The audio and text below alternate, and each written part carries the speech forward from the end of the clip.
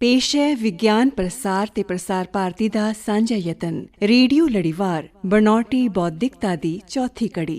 मूल लेखन ते खोज डॉक्टर अनुराग शर्मा, लड़ीवार संयोजक डॉक्टर BK त्यागी, पंजाबी रूपांतर खोज ते लेखन भारत ज्ञान विज्ञान समिति पंजाब ते चंडीगढ़।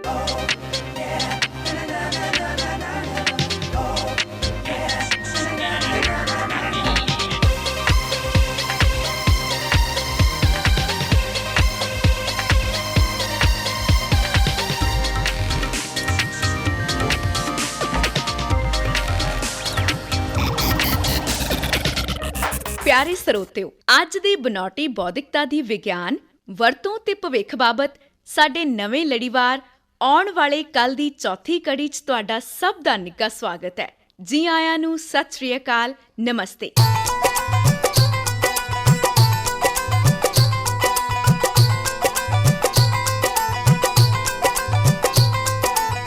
ਇਸ ਵਿਗਿਆਨ ਲੜੀਵਾਰ ਦੀ ਪਿਛਲੀ ਕੜੀ ਟਕਰਾਏ ਬਨੌਟੀ ਬੌਧਿਕਤਾ ਜੀਵਨ ਦੇ ਹਰ ਮੋੜ ਤੇ ਵਿੱਚ ਸੁਣੀ ਸੀ ਕਹਾਣੀ ਅਸੀਂ ਸਾਡੇ ਭੋਜਨ ਪਾਣੀ ਵਿੱਚ ਬਨੌਟੀ ਬੌਧਿਕਤਾ ਦੀ ਭੂਮਿਕਾ ਦੀ। ਸੁਣਿਆ ਸੀ ਤੁਸੀਂ ਕਿ ਕਿਵੇਂ ਬਨੌਟੀ ਬੌਧਿਕਤਾ ਦਾ ਹੈ ਬੋਲਬਾਲਾ ਸਾਡੇ ਜੀਵਨ ਦੇ ਹਰ ਸ਼ੋਬੇ ਵਿੱਚ। ਸੁਣਿਆ ਸੀ ਕਿ ਕਿਵੇਂ ਬਨੌਟੀ ਬੌਧਿਕਤਾ ਦੇ ਆਸਰੇ ਤਿਆਰ ਕੀਤੇ ਡਰੋਨ ਤੇ ਰੋਬੋਟ ਸਾਡੀ ਸਹਾਇਤਾ ਕਰਦੇ ਨੇ ਆਫਤਾਂ ਵੇਲੇ ਬਚਾਓ ਗਤੀਵਿਧੀਆਂ ਵਿੱਚ। ਵੇਖੋ ਜੀ, ਕਹਾਣੀ ਅਸੀਂ ਦਿੱਤੀ ਸੀ ਸੁਣਾ ਕਿ ਸਾਡੀ ਇਸ ਬਨੌਟੀ ਬੌਧਿਕਤਾ ਵਾਲੇ ਰੋਬੋਟ ਆਜ ਸਾਨੂੰ ਸੰਕਟਗ੍ਰਸਤ ਲੋਕਾਂ ਦੀ ਸਹੀ ਸਥਿਤੀ ਦੀ ਸੂਚਨਾ ਦੇਣ ਵਿੱਚ ਸਹਾਈ ਹੁੰਦੇ ਨੇ।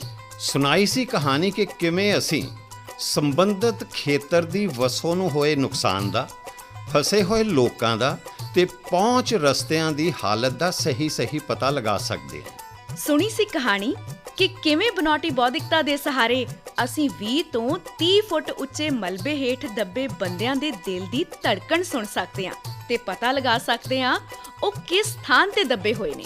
ਇਸੇ AI ਨੇ ਸਾਡੇ ਜੀਵਨ ਦੇ ਹਰੇਕ ਖੇਤਰ ਵਿੱਚ ਸਹਾਇਤਾ ਕੀਤੀ ਹੈ, ਜਿਵੇਂ ਟ੍ਰੈਫਿਕ ਕੰਟਰੋਲ, ਸਾਈਡ ਮੈਪ ਵਗੈਰਾ ਵਗੈਰਾ। ਸੁਣਾਈ ਸੀ ਗੱਲ ਕਿ ਬਨੌਟੀ ਬੌਧਿਕਤਾ ਦੇ ਵਿਕਾਸ ਦੇ 4 ਪੜਾਅ ਨੇ, 0 ਤੋਂ 3 ਤੱਕ।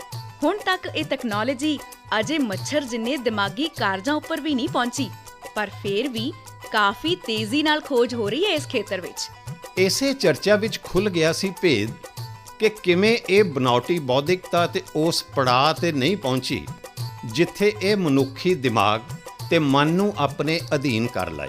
ਇਸ ਪੜਾਅ ਤੇ ਪਹੁੰਚਣ ਵਾਸਤੇ ਤਾਂ ਅਜੇ ਬਹੁਤ ਲੰਮਾ ਪੈਂਡਾ ਤੈਅ ਕਰਨਾ ਪੈਣਾ ਹੈ ਇਸ AI ਨੂੰ, ਤੇ ਬਹੁਤ ਸਾਰਾ ਵਕਤ ਲੱਗੇਗਾ ਇਸ ਵਿੱਚ ਅਜੇ। ਅੱਜ ਦੀ ਇਸ ਕੜੀ 'ਚ ਸੁਣਾਂਗੇ ਅਸੀਂ ਕਹਾਣੀ ਕਿ ਕਿਵੇਂ ਇਹ ਬਨੌਟੀ ਬੌਧਿਕਤਾ ਪ੍ਰਭਾਵਿਤ ਕਰਦੀ ਰਹੀ ਹੈ ਸਾਡੇ ਜੀਵਨ ਨੂੰ ਪੁਰਾਤਨ ਕਾਲ ਤੋਂ ਤੇ ਕਿਵੇਂ ਕਰ ਰਹੀ ਹੈ ਵਰਤਮਾਨ ਵਿੱਚ। ਤੇ ਲਓ ਸੁਣੋ ਇਸ ਨਵੇਂ ਲੜੀਵਾਰ ਆਉਣ ਵਾਲਾ ਕੱਲ ਦੀ ਚੌਥੀ ਕੜੀ, ਬਨੌਟੀ ਬੌਧਿਕਤਾ ਇਤਿਹਾਸ ਪੁਰਾਤਨ ਕਾਲ ਤੋਂ ਵਰਤਮਾਨ।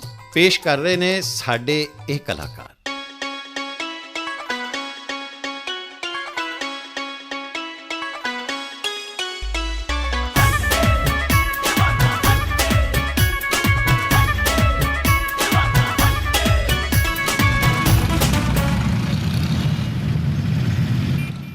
ਸਾਹਿਬ, ਕੀ ਅਸੀਂ ITI ਦਿੱਲੀ 'ਚ ਤੁਹਾਡੇ ਪ੍ਰੋਫੈਸਰ ਸਾਹਿਬ ਨੂੰ ਮਿਲਣ ਜਾ ਰਹੇ ਹਾਂ?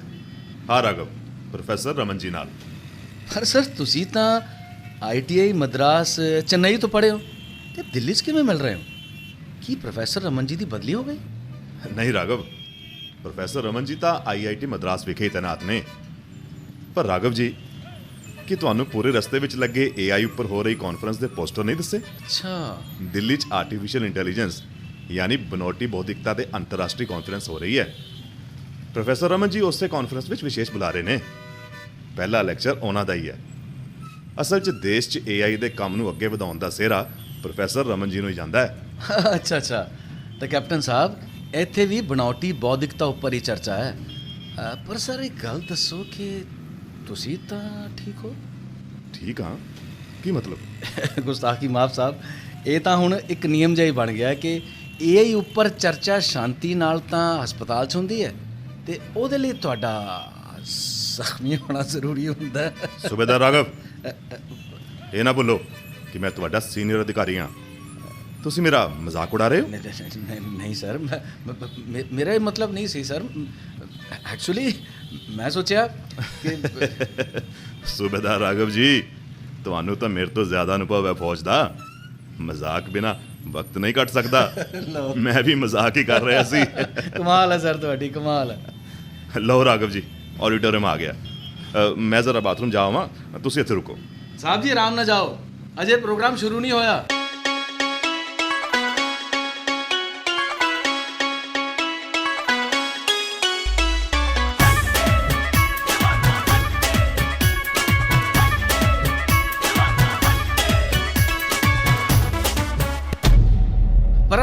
परा हो। क्यों है सर, क्यों है सर? ठीक हो? Ambulance ambulance.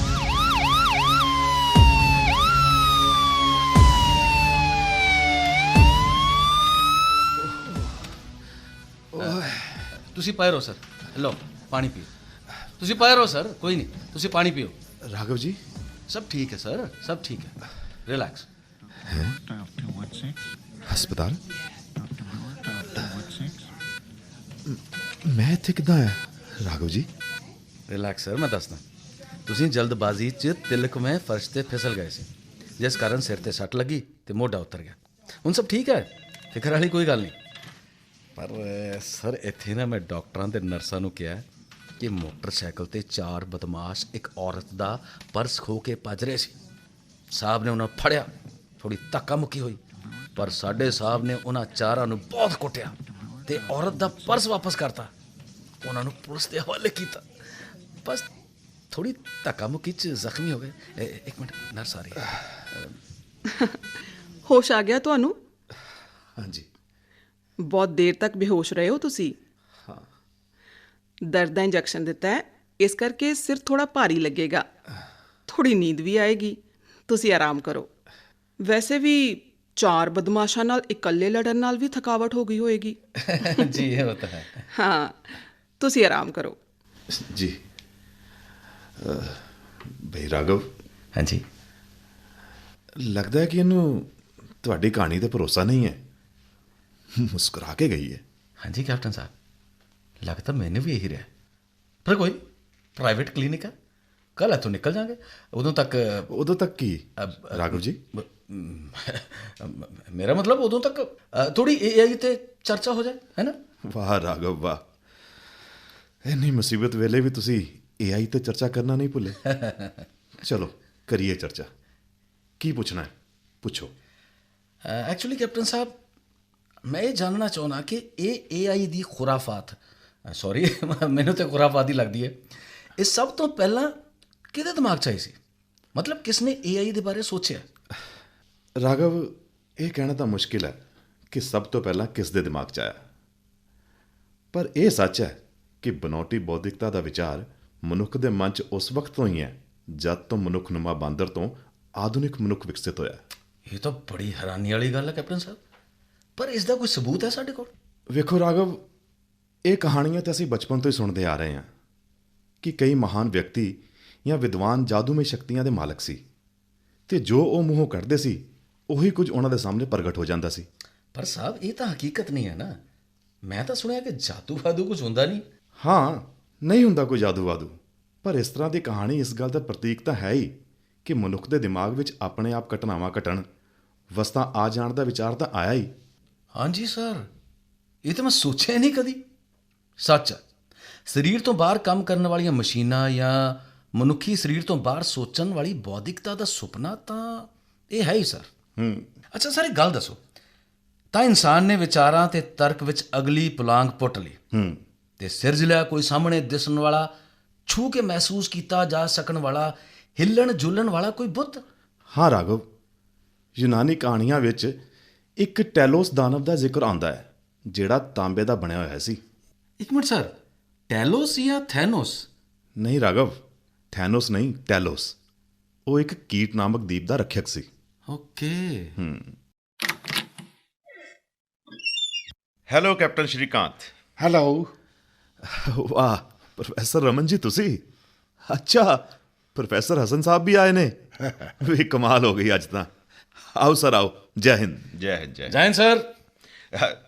ਕੀ ਹਾਲ ਹੈ ਕੈਪਟਨ ਸ਼੍ਰੀਕਾਂਤ? ਅਸਲ 'ਚ ਲੈਕਚਰ ਖਤਮ ਹੋਣ ਤੋਂ ਬਾਅਦ ਮੈਨੂੰ ਤੁਹਾਡੇ ਡਿੱਗਣ ਦਾ ਪਤਾ ਲੱਗਾ। ਬਸ ਮੈਂ ਤੇ ਪ੍ਰੋਫੈਸਰ ਹਸਨ ਭੱਜੇ ਆਏ। ਐਕਸਕਿਊਜ਼ ਮੀ ਸਰ, ਜ਼ਰਾ ਕੈਪਟਨ ਸ਼੍ਰੀਕਾਂਤ ਦਾ ਟੈਂਪਰੇਚਰ ਨੋਟ ਕਰਨਾ ਹੈ। ਓਹ ਜੀ ਸਿਸਟਰ। ਤੇ ਤੁਸੀਂ? ਸਰ ਮੈਂ ਸੂਬੇਦਾਰ ਰਾਘਵ ਸਰ, ਸਾਹਿਬ ਦੀ ਰੈਜੀਮੈਂਟ ਤੋਂ ਹੀ ਹਾਂ ਸਰ। ਮੈਂ ਸਾਹਿਬ ਦੇ ਨਾਲ ਹੀ ਸੀ।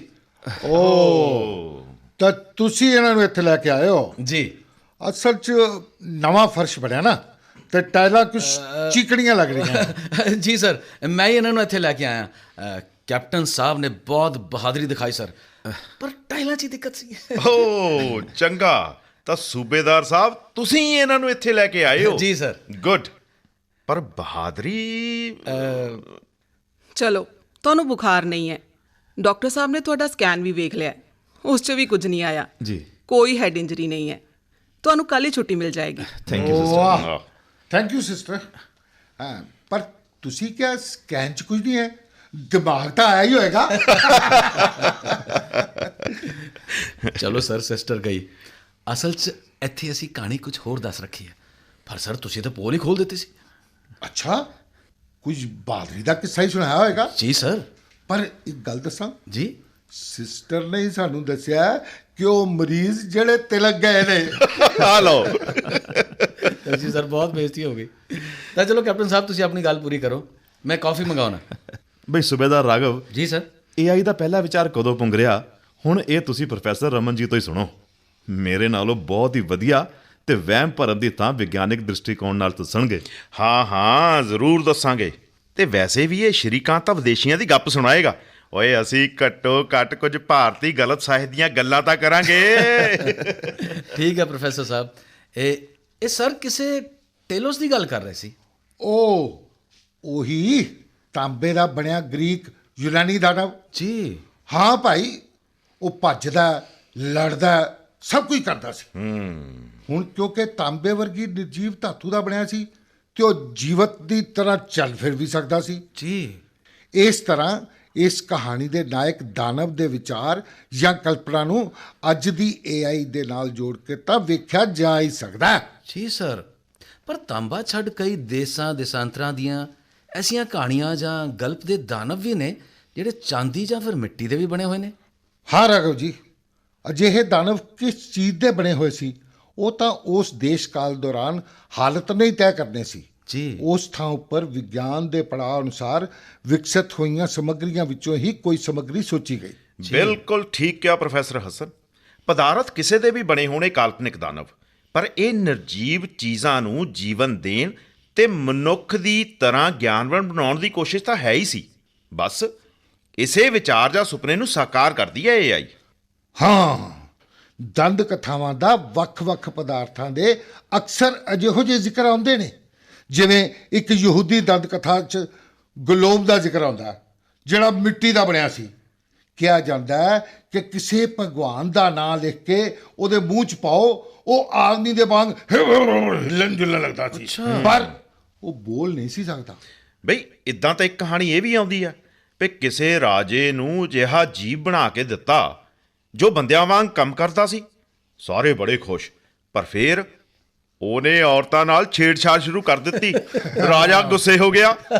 ਹਾਂ, ਬਣਾਉਣ ਵਾਲੇ ਇੰਜੀਨੀਅਰ ਨੇ ਰਾਜੇ ਨੂੰ ਬਹੁਤ ਸਮਝਾਉਣ ਦੀ ਕੋਸ਼ਿਸ਼ ਕੀਤੀ ਜੀ ਕਿ ਇਹ ਅਸਲੀ ਮਨੁੱਖ ਨਹੀਂ, ਇਸ ਵਾਸਤੇ ਕੁਝ ਨਹੀਂ ਕਰ ਸਕਦਾ, ਪਰ ਰਾਜੇ ਨੇ ਉਸ ਨੂੰ ਤੋੜ ਕੇ ਸਾਰੇ ਅੰਗ ਵੱਖਰੇ ਵੱਖਰੇ ਕਰਤੇ। ਇੰਜੀਨੀਅਰ ਦੀ ਗੱਲ ਸੱਚ ਸਾਬਤ ਹੋ ਗਈ। ਹਾਂ ਪ੍ਰੋਫੈਸਰ ਸਾਹਿਬ, ਮੈਨੂੰ ਕਹਾਣੀਆਂ ਯਾਦ ਨੇ, ਤੁਸੀਂ ਹੀ ਸੁਣਾਈਆਂ ਸੀ। ਪਰ ਕੈਪਟਨ ਸ਼੍ਰੀਕਾਂਤ, ਤੁਸੀਂ ਕਿਵੇਂ ਆਖਤਾ ਕਿ ਇਹ ਕਹਾਣੀਆਂ ਨੇ? ਹੁਣ ਤਾਂ ਬਣ ਗਈ ਉਹ ਕਹਾਣੀ ਹੀ ਹਕੀਕਤ। ਕਈ ਹਜ਼ਾਰਾਂ ਸਾਲ ਪਹਿਲਾਂ ਆਦਮੀ ਨੇ ਸੋਚਿਆ, ਤੇ ਸਮਾਂ ਲੰਘਣ ਦੇ ਨਾਲ ਨਾਲ ਉਹ ਸੋਚ ਅੱਗੇ ਵਧੀ, ਉਸ 'ਚ ਕਈ ਰੰਗ ਭਰੇ ਗਏ, ਤੇ ਫਿਰ ਉਸੇ ਆਦਮੀ ਨੇ ਉਸ ਸੋਚ ਨੂੰ ਅੱਜ ਪੂਰਾ ਕੀਤਾ ਜਾਂ ਪੂਰਾ ਕਰਨ ਦੇ ਵੱਲ ਕਦਮ ਪੁੱਟੇ। ਕਹਾਣੀ ਗਲਪ ਤੋਂ ਹਕੀਕਤ ਬਣਦੀ ਜਾ ਰਹੀ ਹੈ। ਜੀ ਸਰ, ਉਸੇ ਆਦਮੀ ਨੇ? ਪ੍ਰੋਫੈਸਰ ਸਾਹਿਬ, ਤੁਸੀਂ ਤਾਂ ਡਰਾ ਰਹੇ ਹੋ। ਉਹ ਆਦਮੀ ਤਾਂ ਹਜ਼ਾਰਾਂ ਸਾਲ ਪਹਿਲਾਂ ਮਰ ਗਿਆ ਹੋਵੇਗਾ, ਤਾਂ ਫਿਰ ਉਹ ਸੁਪਨਾ ਉਹਦੇ ਭੂਤ ਨੇ ਪੂਰਾ ਕੀਤਾ। ਅਸਲ 'ਚ ਤੁਸੀਂ ਵੀ ਤਾਂ ਉਹੀ ਹੋ, ਉਹੀ ਆਦਮੀ। ਸਰ, ਤੁਸੀਂ ਤਾਂ ਹੁਣ ਸੱਚੀ ਡਰਾ ਰਹੇ ਹੋ। ਮੈਂ ਤਾਂ ਇੱਕ ਸਿੱਧਾ ਸਾਦਾ ਫੌਜੀ ਹਾਂ ਸਰ। ਰਾਘਵ, ਤੁਸੀਂ ਪ੍ਰੋਫੈਸਰ ਰਮਨ ਜੀ ਦੀ ਗੱਲ ਨਹੀਂ ਸਮਝੇ। ਬਈ ਉਹ ਆਖ ਰਹੇ ਨੇ ਕਿ ਅਸੀਂ ਮਨੁੱਖ ਮਤਲਬ ਹੋਮੋਸੇਪੀਅਨ ਹੀ ਤਾਂ ਹਾਂ ਕੋਈ ਸੋਚਦਾ ਹੈ ਤੇ ਕੋਈ ਵਿਚਾਰ ਨੂੰ ਅੱਗੇ ਵਧਾਉਂਦਾ ਹੈ। ਇਹ ਵਿਕਾਸ ਦਾ ਹੀ ਤਾਂ ਹਿੱਸਾ ਹੈ। ਸਹੀ ਕਿਹਾ ਕੈਪਟਨ ਸ਼੍ਰੀਕਾਂਤ। ਜੇਕਰ ਆਦਮੀ ਵਿਕਾਸਵਾਦ ਦੇ ਚੱਲਦੇ ਬਾਂਦਰ ਤੋਂ ਇੱਥੇ ਤੱਕ ਦੀ ਯਾਤਰਾ ਕਰ ਸਕਦਾ ਹੈ ਤਾਂ ਕਦੇ ਗੁਫਾ ਮਾਨਵ ਨੇ ਜਿਹੜੇ ਸੁਪਨੇ ਵੇਖੇ ਉਹਨਾਂ ਨੂੰ ਵੀ ਖੰਭ ਤਾਂ ਮਿਲੇ ਹੀ ਹੋਣਗੇ। ਉਹ ਸੁਪਨੇ ਵੀ ਤਾਂ ਸੱਚ ਹੋਏ ਹੋਣਗੇ। ਵਾਹ ਵਾਹ ਪ੍ਰੋਫੈਸਰ ਸਾਹਿਬ, ਬਿਲਕੁਲ ਸਹੀ ਕਿਹਾ ਤੁਸੀਂ। ਕਦੇ ਗੁਫਾ ਮਾਨਵ ਨੇ ਪੰਛੀਆਂ ਦੇ ਵਾਂਗ ਉੱਡਣ ਦਾ ਸੁਪਨਾ ਲਿਆ ਹੋਵੇਗਾ। ਹੁਣ ਗੁਫਾ ਮਾਨਵ ਖਤਮ ਹੋ ਗਏ ਪਰ ਸੁਪਨਾ ਥੋੜੀ ਟੁੱਟਿਆ। ਵਾਹ ਸਰ ਵਾਹ। ਉਸ ਨੇ ਉਡਾਰੀ ਜਾਰੀ ਰੱਖੀ ਤੇ ਅੱਜ ਮਨੁੱਖ ਦੇ ਉੱਡਣ ਦਾ ਸੁਪਨਾ ਵੀ ਸੱਚ ਹੋ ਰਿਹਾ ਹੈ। ਸਹੀ ਤੁਸੀਂ ਵੀ ਕਿਹਾ ਕੈਪਟਨ ਸ਼੍ਰੀਕਾਂਤ। ਵੈਸੇ ਦੇਖਿਆ ਜਾਵੇ ਤਾਂ ਕਦੇ ਮਨ ਦੀ ਗਤੀ ਨਾਲ ਚੱਲਣ ਵਾਲੇ ਪੁਸ਼ਪਕ ਵਿਮਾਨ ਦਾ ਹਜ਼ਾਰਾਂ ਸਾਲ ਪਹਿਲਾਂ ਜ਼ਿਕਰ ਆਇਆ ਤੇ ਅੱਜ ਸੁਪਰਸੋਨਿਕ, ਹਾਈਪਰਸੋਨਿਕ ਮਤਲਬ ਆਵਾਜ਼ ਦੀ ਗਤੀ ਤੋਂ 5-6 ਗੁਣਾ ਤੱਕ ਤੇਜ਼ ਵਿਮਾਨ ਉੱਡਣ ਲੱਗੇ ਆ। ਤੇ ਹੁਣ ਆਟੋ ਪਾਇਲਟ ਵੀ ਤਾਂ ਨੇ ਜਿਹੜੇ ਵਿਮਾਨ ਖੁਦ ਹੀ ਉਡਾ ਲੈਂਦੇ ਆ। ਇਹ ਕੀ ਹੈ? AI ਤਾਂ ਹੈ। ਪਰ ਗੁਸਤਾਖੀ ਮਾਫ ਪ੍ਰੋਫੈਸਰ ਸਾਹਿਬ, AI ਦੀ ਗੱਲ ਤਾਂ ਵਿਚਾਲੇ ਹੀ ਰਹਿ ਗਈ। ਕਿੱਥੇ ਵਿਚਾਲੇ ਰਹਿ ਗਏ ਰਾਘਵ ਜੀ? ਸਭ AI ਦੀ ਤਾਂ ਗੱਲ ਹੋ ਰਹੀ ਹੈ। ਹੁਣ ਸਭ ਇੱਕ ਸੋਚ ਤੋਂ ਤਾਂ ਅੱਗੇ ਵਧਿਆ। ਮਨੁੱਖ ਦਾ ਆਲਾ ਦੁਆਲਾ, ਉਸ ਦੀਆਂ ਲੋੜਾਂ ਤੇ ਉਸ ਦੀ ਸੋਚ ਹੀ ਹਰ ਟੈਕਨੋਲੋਜੀ ਦਾ ਆਧਾਰ ਹੈ। ਬਿਲਕੁਲ। ਇਸੇ ਕਰਕੇ ਤਾਂ ਕਿਹਾ ਜਾਂਦਾ ਹੈ ਕਿ ਆਪਣੀ ਸੋਚ ਸਕਾਰਾਤਮਕ, ਚੜ੍ਹਦੀ ਕਲਾ ਵਾਲੀ, ਸਰਬੱਤ ਦੇ ਭਲੇ ਵਾਲੀ ਰੱਖਣੀ ਚਾਹੀਦੀ ਹੈ। ਹੁਣ ਦੇਖੋ, ਕਹਿਣ ਨੂੰ ਤਾਂ ਇਹ ਇੱਕ ਫਿਲਮ ਦੀ ਕਹਾਣੀ ਹੈ ਜਿਸ 'ਚ ਇੱਕ ਗੋਲਡਨ ਆਰਮੀ ਸੀ। ਸੋਨੇ ਤੇ ਹੋਰ ਧਾਤੂਆਂ ਤੋਂ ਬਣੀ ਇਹ ਰੋਬੋਟ ਵਰਗੀ ਸੈਨਾ ਸਿਰਫ ਉਸੇ ਦਾ ਕਹਿਣਾ ਮੰਨਦੀ ਸੀ ਜਿਸ ਦੇ ਸਿਰ ਤੇ ਇੱਕ ਖਾਸ ਮੁਕਟ ਹੋਵੇ ਤੇ ਮੁਕਟ ਪਾ ਕੇ ਉਹ ਜਿਹੜਾ ਆਦੇਸ਼ ਦਿੰਦਾ ਸੀ ਉਸ ਨੂੰ ਸੈਨਾ ਪੂਰਾ ਕਰਦੀ ਸੀ। ਕਿਉਂਕਿ ਸੈਨਾ ਧਾਤੂ ਦੀ ਬਣੀ ਹੋਈ ਸੀ ਤਾਂ ਕਦੇ ਨਸ਼ਟ ਨਹੀਂ ਹੋ ਸਕਦੀ ਸੀ ਤੇ ਹਮੇਸ਼ਾ ਜਿੱਤਦੀ ਹੀ ਸੀ। ਬਿਲਕੁਲ ਪ੍ਰੋਫੈਸਰ ਹਸਨ। ਹੁਣ ਇਹ ਕਹਾਣੀ ਜਿਹਨੇ ਵੀ ਲਿਖੀ ਹੈ ਉਹ AI ਦੀ ਤਾਂ ਗੱਲ ਕਰ ਰਿਹਾ ਸੀ। ਪਰ ਪ੍ਰੋਫੈਸਰ ਸਾਹਿਬ, AI ਦੀ ਗੱਲ ਕਿਵੇਂ ਹੋਈ? ਮੈਨੂੰ ਸਮਝ ਨਹੀਂ ਆਇਆ। ਰਾਘਵ ਜੀ ਪਹਿਲੇ ਦੱਸਿਆ ਤਾਂ ਸੀ, ਜਦੋਂ ਨਿਰਜੀਵ ਵਸਤੂਆਂ ਮਨੁੱਖ ਦੇ ਵਾਂਗ ਕੰਮ ਕਰਨ, ਉਹਨਾਂ ਦੇ ਵਾਂਗ ਸੋਚਣ, ਉਹ ਆਰਟੀਫੀਸ਼ੀਅਲ ਇੰਟੈਲੀਜੈਂਸ ਹੀ ਤਾਂ ਹੋਈ। ਹੁਣ ਦੇਖੋ ਸੂਬੇਦਾਰ ਰਾਘਵ ਜੀ। ਜੀ, ਮਨੁੱਖ ਦੀ ਕਲਪਨਾ ਹਮੇਸ਼ਾ ਇਹੀ ਰਹੀ ਕਿ ਆਹ ਲੋਹਾ, ਪੱਥਰ, ਜਿੰਨੀਆਂ ਵੀ ਨਿਰਜੀਵ ਚੀਜ਼ਾਂ ਆ ਨਾ, ਇਹ ਉਹਦੀ ਗੱਲ ਮੰਨਣ। ਕਿਹਾ ਮਨਵਾਉਣ ਦੇ ਵਿਚਾਰ ਦੀ ਪੂਰਤੀ ਦੇ ਲਈ ਵੇਖਣਾ ਪਏਗਾ ਕਿ ਮਨੁੱਖ ਕਿਵੇਂ ਕੰਮ ਕਰਦਾ ਹੈ ਤੇ ਇਹਦੇ ਤੇ ਕੰਮ ਸ਼ੁਰੂ ਹੋਇਆ।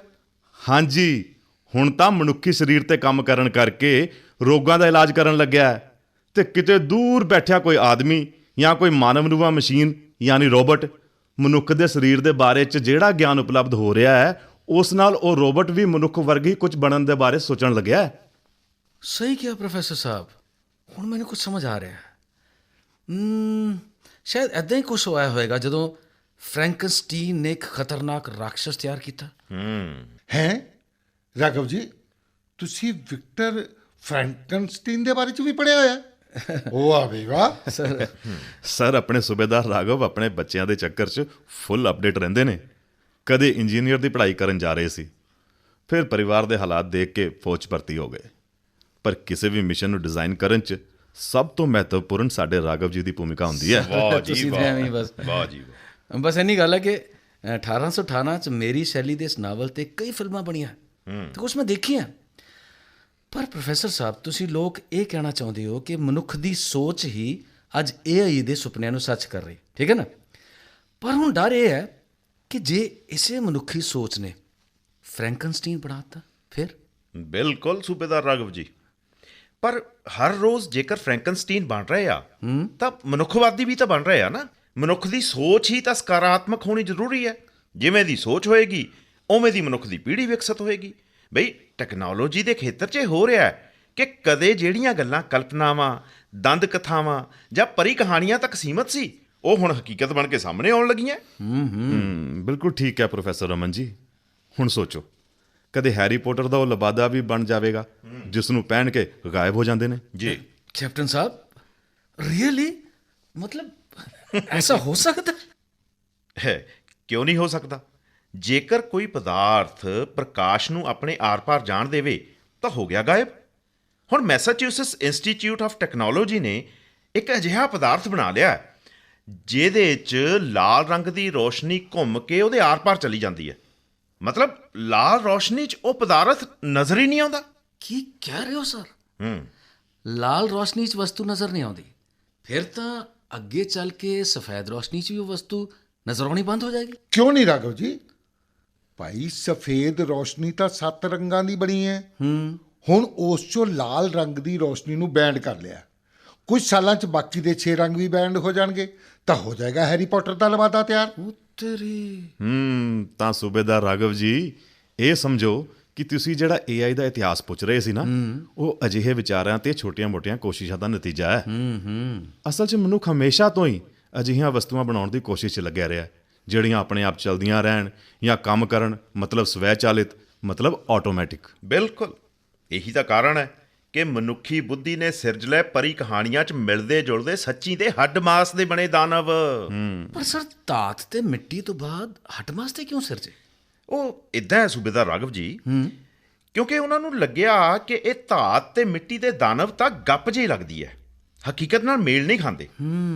ਇਸ ਕਰਕੇ ਉਹਨੇ ਅਜਿਹੇ ਜੀਵਾਂ ਦੀ ਕਲਪਨਾ ਕਰ ਲਈ ਜੋ ਹੱਡ ਮਾਸ ਦੇ ਹੋਣ ਤੇ ਮਨੁੱਖ ਦੇ ਹੁਕਮਾਂ ਅਨੁਸਾਰ ਕੰਮ ਕਰਨ ਤੇ ਹਰ ਵਕਤ ਆ ਕੇ ਪੁੱਛਣ, ਦੱਸੋ ਮੇਰੇ ਆਕਾ ਕੀ ਹੁਕਮ ਹੈ? ਤੇ ਉਸ ਹੁਕਮ ਦੀ ਤੁਰੰਤ ਪਾਲਣਾ ਕਰ ਦੇਣ। ਬਿਲਕੁਲ। ਉਹ ਅਜਿਹੇ ਜਿਉਂਦੇ ਦੈਂਤਾਂ ਦੀ ਗੱਲ ਤਾਂ ਅੱਜ ਵੀ ਲੋਕ ਕਰਦੇ ਆ। ਉਹ ਕਹਿੰਦੇ ਨਹੀਂ ਹੁੰਦੇ ਵੀ ਇਹਨੇ ਦਿਓ ਘੜੇ ਤੋਂ ਬਾਹਰ ਤਾਂ ਕੱਢ ਲਿਆ, ਪਰ ਹੁਣ ਇਹਨੂੰ ਮੁੜ ਕੇ ਪਾਉਣਾ ਨਹੀਂ ਆਉਂਦਾ।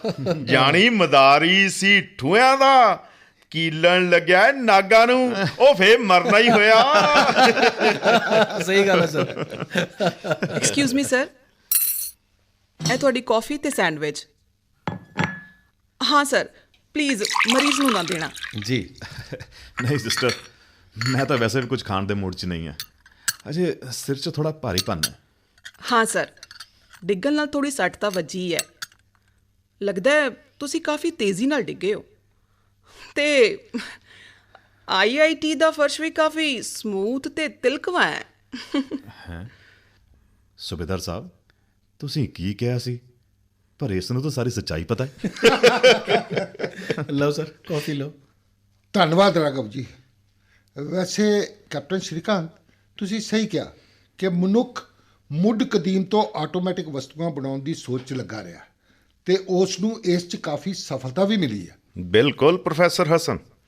ਪਹਿਲਾਂ ਪਹਿਲ ਕਹਾਣੀਆਂ 'ਚ ਜਾਦੂ ਦੇ ਰੂਪ 'ਚ ਇਹ ਸੋਚ ਪ੍ਰਗਟ ਹੋਈ, ਫਿਰ ਹੁਕਮ ਮੰਨਣ ਵਾਲੇ ਬੁੱਤਾਂ ਦੇ ਰੂਪ 'ਚ, ਤੇ ਉਸ ਤੋਂ ਬਾਅਦ ਚੱਲਦੇ ਫਿਰਦੇ ਬੁੱਤ, ਤੇ ਬਾਅਦ 'ਚ ਹੱਡ ਮਾਸ ਦੇ ਦੈਂਤਾਂ ਦੇ ਰੂਪ 'ਚ। ਬਈ ਆਹ ਅਰੇਬੀਅਨ ਨਾਈਟਸ ਨਹੀਂ, ਅਲਾਦੀਨ ਦੇ ਚਿਰਾਗ ਵਿੱਚ ਵੀ ਤਾਂ ਦੀਵਾ ਰਗੜਨ ਤੇ ਦੈਂਤ ਪ੍ਰਗਟ ਹੁੰਦਾ ਹੈ। ਜੀ ਬਿਲਕੁਲ ਬਿਲਕੁਲ ਸਰ, ਬਿਲਕੁਲ। ਕਈ ਵਾਰ ਪੁਰਾਣੀ ਕਥਾਵਾਂ, ਰਾਮਾਇਣ, ਮਹਾਭਾਰਤ ਆਦਿ ਪੜ੍ਹਦਾ ਤਾਂ ਸਾਰੇ ਅਸਤਰ ਸ਼ਸਤਰ ਆਰਟੀਫੀਸ਼ੀਅਲ ਇੰਟੈਲੀਜੈਂਸ ਦੀ ਕਲਪਨਾ ਜਾਪਦੇ ਨੇ। ਬਿਲਕੁਲ। ਹੁਣ ਸੁਦਰਸ਼ਨ ਚੱਕਰ ਨੂੰ ਹੀ ਲੈ ਲਓ, ਜਦੋਂ ਚਾਹਿਆ ਪ੍ਰਗਟ, ਆਪਣਾ ਕੰਮ ਕੀਤਾ ਤੇ ਗਾਇਬ। ਤੇ ਇੱਕੋ ਹੀ ਵਿਅਕਤੀ ਦੁਆਰਾ ਨਿਯੰਤਰਿਤ ਹੁੰਦਾ ਸੀ, ਜਿਵੇਂ DNA ਫਿੰਗਰਪ੍ਰਿੰਟ ਦੇ ਦੁਆਰਾ ਆਪਣੇ ਸਵਾਮੀ ਦੀ ਪਛਾਣ ਕਰਦਾ ਹੋਵੇ। ਬਸ ਇਹੋ ਜਿਹੀ ਸੋਹਣੀ ਕਲਪਨਾ ਹੈ ਤਾਂ ਮਨੁੱਖੀ ਇੱਛਾ ਬੁੱਧੀ ਤੇ ਉਸ ਵਕਤ ਦੀ ਹਾਲਤ ਦੀ ਲੋੜ ਦੀ ਪੂਰਤੀ ਦਾ ਸੁਪਨਾ। ਇਹੀ ਹੈ ਮੁੱਢ ਆਧੁਨਿਕ AI ਆਧਾਰਿਤ ਸਵੈ ਚਾਲਿਤ ਯੰਤਰਾਂ ਦਾ। ਠੀਕ ਹੈ ਕੈਪਟਨ ਸ਼੍ਰੀਕਾਂਤ। ਇੱਕ ਵਾਰ ਸੰਸਾਰ ਦੀ ਮਸ਼ਹੂਰ ਮੈਗਜ਼ੀਨ ਰੀਡਰ ਡਾਈਜੈਸਟ ਵਿੱਚ ਵੀ ਲਿਖਿਆ ਸੀ ਕਿ ਜਾਂ ਤਾਂ ਮਹਾਭਾਰਤ ਵਿਸ਼ਵ ਦਾ ਪਹਿਲਾ ਪਰਮਾਣੂ ਯੁੱਧ ਰਿਹਾ ਹੋਵੇਗਾ, ਜਾਂ ਜੇਕਰ ਇਹ ਕਹਾਣੀ ਹੈ ਤਾਂ ਵਿਸ਼ਵ ਦੀ ਪਹਿਲੀ ਸਾਇੰਸ ਫਿਕਸ਼ਨ। ਵਾਹ। ਬਈ ਜੇਕਰ ਬੱਚਿਆਂ 'ਚ ਅੱਜ ਕੱਲ੍ਹ ਮਸ਼ਹੂਰ ਪਾਤਰ ਥੋਰ ਦੀ ਗੱਲ ਕਰੀਏ ਤਾਂ ਉਹਦਾ ਹਥੌੜਾ ਹਮੇਸ਼ਾ ਉਸੇ ਦੇ ਨੇੜੇ ਉੱਡ ਕੇ ਆਉਂਦਾ ਹੈ। ਬਸ ਇਹ ਹਜ਼ਾਰਾਂ ਸਾਲ ਪਹਿਲਾਂ ਦੀਆਂ ਕਥਾਵਾਂ ਹੀ ਨੇ, ਜਾਂ ਆਖੋ ਕਲਪਨਾਵਾਂ ਨੇ। ਪਰ ਇਸੇ ਤੋਂ ਪ੍ਰੇਰਿਤ ਹੋ ਕੇ ਆਸਟ੍ਰੇਲੀਆ ਦੇ ਆਦੀਵਾਸੀਆਂ ਨੇ ਬੁਮਰੈਂਗ ਬਣਾਇਆ, ਜਿਹੜਾ ਘੁੰਮ ਕੇ ਚਲਾਉਣ ਵਾਲਿਆਂ ਦੇ ਹੱਥ 'ਚ ਹੀ ਵਾਪਸ ਪਹੁੰਚ ਜਾਂਦਾ ਹੈ। ਬਈ ਹੁਣ ਤਾਂ ਇਹ ਪ੍ਰਸ਼ਨ ਬਣਿਆ ਰਹੇਗਾ ਕਿ ਇਹਨਾਂ ਆਦੀਵਾਸੀਆਂ ਦੇ ਬੂਮਰੈਂਗ ਤੇ ਥੋਰ ਦਾ ਕਾਲਪਨਿਕ ਹਥੌੜਾ ਆਧਾਰਿਤ ਸੀ, ਜਾਂ ਥੋਰ ਤੇ ਕਾਲਪਨਿਕ ਹਥੌੜੇ ਦਾ ਬੂਮਰੈਂਗ। ਜੀ ਇਹ ਖੋਜ ਦਾ ਵਿਸ਼ਾ ਹੋ ਸਕਦਾ ਹੈ, ਪਰ ਇੱਕ ਵਿਚਾਰ, ਸੁਪਨਾ ਤਾਂ ਸੀ ਨਾ, ਜੋ ਹਕੀਕਤ ਵਿੱਚ ਬਦਲਿਆ। ਇੱਕ ਗੱਲ ਤਾਂ ਸਾਡੇ ਸਾਹਮਣੇ ਹੈ ਕਿ ਭਾਰਤ, ਯੂਨਾਨ, ਮਿਸਰ, ਰੋਮ, ਈਰਾਨ, ਇਰਾਕ, ਚੀਨ ਪੁਰਾਤਨ ਕਾਲ ਵਿੱਚ ਸਭਿਅਤਾ ਦੇ ਪੰਗੂੜੇ ਰਹੇ ਨੇ। ਇਹਨਾਂ ਸਭਿਅਤਾਵਾਂ ਦੀਆਂ ਬਹੁਤ ਸਾਰੀਆਂ ਪ੍ਰਾਪਤੀਆਂ ਵੀ ਸੀ ਜੋ ਅੱਜ ਵੀ ਹੈਰਾਨੀਜਨਕ ਨੇ। ਪਰ ਅਸੀਂ ਜਾਂ ਤਾਂ ਉਹਨਾਂ ਦੀਆਂ ਪ੍ਰਾਪਤੀਆਂ ਨੂੰ ਮੰਨਦੇ ਹੀ ਨਹੀਂ, ਤੇ ਜਾਂ ਫਿਰ ਅੱਜ ਦਾ ਜੋ ਆਧੁਨਿਕ ਵਿਗਿਆਨ ਹੈ ਨਾ, ਉਹਨੂੰ ਨਿਕਾਰ ਕੇ ਉਸ ਪੁਰਾਤਨ ਨੂੰ ਹੀ ਸਭ ਕੁਝ ਸਮਝ ਬੈਠੇ ਹਾਂ। ਬਸ ਆਹੀ ਕਾਰਨ ਹੈ ਕਿ ਅਸੀਂ ਆਧੁਨਿਕ ਵਿਗਿਆਨ ਦੀ ਥਾਂ ਵਹਿਮਾਂ ਭਰਮਾਂ ਦੇ ਚੱਕਰ 'ਚ ਮੁੜ ਕੇ ਫਸ ਰਹੇ ਹਾਂ। ਬਈ ਗਲਪ ਨੂੰ ਵਿਚਾਰਾਂ ਦੀ ਉਡਾਰੀ ਮੰਨਣ ਦੀ ਥਾਂ ਹਕੀਕਤ ਮੰਨ ਬੈਠੇ ਹਾਂ। ਜਾਂ ਉਸ ਗਲਪ ਨੂੰ ਅਸੀਂ ਅਜੋਕੀ ਵਿਗਿਆਨ ਖੋਜ ਵਿੱਚ ਇੱਕ ਵਿਚਾਰ ਵਜੋਂ ਵੀ ਦੇਖਣ ਨੂੰ ਤਿਆਰ ਨਹੀਂ? ਰਮਨ ਸਾਹਿਬ, ਗੱਲ ਤਾਂ ਬਿਲਕੁਲ ਸਹੀ ਹੈ। ਹੁਣ ਦੇਖੋ, ਸਾਡੇ ਸਾਹਮਣੇ ਵਿਚਾਰ ਤਾਂ ਥੈਨੋਸ ਦਾ ਆ ਵੀ ਗਿਆ ਹੈ। ਜ਼ਰਾ ਸੋਚ ਕੇ ਦੇਖੋ, ਐਸੀ ਤਬਾਹੀ ਕਿ ਚੁਟਕੀ ਵਜਾਉਂਦੇ ਹੀ ਅੱਧੀ ਆਬਾਦੀ ਖਤਮ। ਵੈਸੇ ਰਾਘਵ ਜੀ, ਤੁਸੀਂ ਜਿਹੜੀ ਗੱਲ ਆਖੀ ਉਸ ਬਾਰੇ ਡੂੰਘਾਈ ਨਾਲ ਸੋਚਣ ਦੀ ਜ਼ਰੂਰਤ ਹੈ। ਜੀ ਸਰ। ਥੈਨੋਸ ਤਾਂ ਗਲਪ ਦਾ ਪਾਤਰ ਹੈ, ਪਰ ਇੱਕ ਵਿਗਿਆਨ ਲੇਖਕ ਨੇ ਤਾਂ ਕਦੇ ਹਕੀਕਤ ਵਿੱਚ ਲਿਖਿਆ ਸੀ ਕਿ ਟੈਕਨੋਲੋਜੀ ਤਾਂ ਅੱਗ ਦੀ ਤਰ੍ਹਾਂ ਹੈ, ਚਾਹੇ ਤਾਂ ਰੋਟੀ ਸੇਕ ਲਓ, ਚਾਹੇ ਘਰ ਜਲਾ ਲਓ, ਤੈਅ ਤਾਂ ਮਨੁੱਖ ਨੇ ਹੀ ਕਰਨਾ ਹੈ। ਵਾਹ ਸਰ, ਕਮਾਲ ਦੀ ਗੱਲ ਕਹੀ ਤੁਸੀਂ। ਹੁਣ AI ਦੇ ਦੌਰ 'ਚ ਜਦੋਂ ਟੈਕਨੋਲੋਜੀ ਹੀ ਦੁਨੀਆ ਦਾ ਨਵਾਂ ਇਤਿਹਾਸ ਲਿਖ ਰਹੀ ਹੈ, ਹੁਣ ਐਸੇ ਦੌਰ 'ਚ ਮਨੁੱਖੀ ਕਦਰਾਂ ਕੀਮਤਾਂ ਦੀ ਰੱਖਿਆ ਤੇ ਨਵੇਂ ਸਿਰੇ ਤੋਂ ਉਹਨਾਂ ਦੀ ਵਿਵੇਚਨਾ ਬਹੁਤ ਜ਼ਰੂਰੀ ਹੈ। ਮੈਨੂੰ ਲੱਗਦਾ ਕਿ ਸਕਾਰਾਤਮਕ ਸੋਚ ਨਾਲ ਹੀ ਸੁਨਹਿਰਾ ਭਵਿੱਖ ਬਣ ਸਕਦਾ। ਬਹੁਤ ਵਧੀਆ ਗੱਲ ਕੀਤੀ ਰਾਘਵ ਜੀ ਤੁਸੀਂ। ਸਰ, ਸਾਡੇ ਇੱਕ ਮੇਜਰ ਰਾਮ ਨੇ ਇੱਕ ਵਾਰ ਮੈਨੂੰ ਆਖ ਰਹੇ ਸੀ ਕਿ ਕੈਪਟਨ ਸ਼੍ਰੀਕਾਂਤ, ਸਾਰੇ ਕਹਿੰਦੇ ਨੇ ਕਿ ਵਿਗਿਆਨ ਦਾ ਯੁੱਗ ਹੈ, ਸਾਇੰਸ ਦਾ ਜ਼ਮਾਨਾ ਹੈ, ਪਰ ਮੈਂ ਕਹਿੰਦਾ ਕਿ ਹੁਣ ਸਾਇੰਸ ਨਹੀਂ ਬਲਕਿ ਸਾਇੰਸ ਫਿਕਸ਼ਨ ਦਾ ਯੁੱਗ ਹੈ। ਵਾਹ। ਤੇ ਮਨੁੱਖੀ ਮੁੱਲਾਂ ਤੇ ਕਦਰਾਂ ਕੀਮਤਾਂ ਦੀ ਅੱਜ ਜਿੰਨੀ ਜ਼ਰੂਰਤ ਹੈ ਨਾ, ਓਨੀ ਲੋੜ ਸ਼ਾਇਦ ਪਹਿਲਾਂ ਕਦੀ ਵੀ ਨਹੀਂ ਹੋਏਗੀ। ਬਿਲਕੁਲ ਸਰ। ਹਾਂ, ਮਨੁੱਖੀ ਸੰਵੇਦਨਾ ਦੀ, ਇਨਸਾਨੀ ਕਦਰਾਂ ਕੀਮਤਾਂ ਦੀ, ਇਨਸਾਨੀਅਤ ਦੀ, ਫਿਕਸ਼ਨ ਯਾਨੀ ਗਲਪ ਸਾਹਿਤ ਦੀ। ਜੀ ਠੀਕ ਹੈ ਕੈਪਟਨ ਸ਼੍ਰੀਕਾਂਤ, ਠੀਕ ਹੋ ਜਾਓ, ਫਿਰ 1-2 ਦਿਨ 'ਚ ਮਿਲਦੇ ਹਾਂ। ਮੈਂ ਅਜੇ ਪੂਰਾ ਹਫਤਾ ਇੱਥੇ ਹੀ ਹਾਂ। ਜੀ ਸਰ, ਮੈਂ ਠੀਕ ਹੋ ਕੇ ਆਣਾ IIT। ਹਾਂ ਕੈਪਟਨ ਸ਼੍ਰੀਕਾਂਤ, ਪਰ IIT 'ਚ ਸੰਭਲ ਕੇ ਚੱਲਣਾ, ਹੁਣ ਫੇਰ ਨਾ ਡਿੱਗ ਜਾਣਾ। ਇੱਕ ਮਿੰਟ ਸਰ, ਨਰਸ ਚਲੀ ਗਈ। ਹਾਂ ਸਰ, ਸਾਡੇ ਸਾਹਿਬ ਤੁਹਾਡੇ ਫਰਸ਼ ਤੇ ਡਿੱਗੇ ਨੇ। ਤੁਹਾਡੀ ਕਾਨਫਰੰਸ ਦੀ ਕਾਮਯਾਬੀ ਵੱਟ ਤੇ ਪਈ ਹੈ ਸਰ। ਵੈਸੇ ਨਰਸ ਨੂੰ ਪਹਿਲੇ ਹੀ ਸਾਰਾ ਪਤਾ ਸੀ।